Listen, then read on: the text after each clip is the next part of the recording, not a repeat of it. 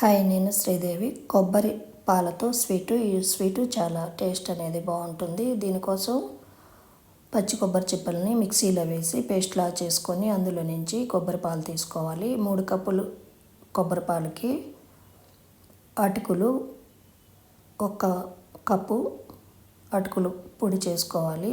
3 కప్పుల పాలకి 1 కప్పు అటుకుల పొడి కలుపుకోవాలి. ఇలా కలుపుకున్న ఈ మిశ్రమాన్ని ఒక 10 నిమిషాలు పక్కన పెట్టుకొని స్టవ్ వెలిగించి కడాయి పెట్టుకొని అందులో బెల్లం వేసుకోవాలి. 1 కప్పు అటుకులకి 2 కప్పులు బెల్లం వేసుకొని కరిగే వరకు ఉంచి ఈ పేస్ట్ లాగా అయిన ఈ మిశ్రమాన్ని ఈ బెల్లంలో వేసి కలుపుతూ ఉండాలి. అడుగంటకుండా మాడకుండా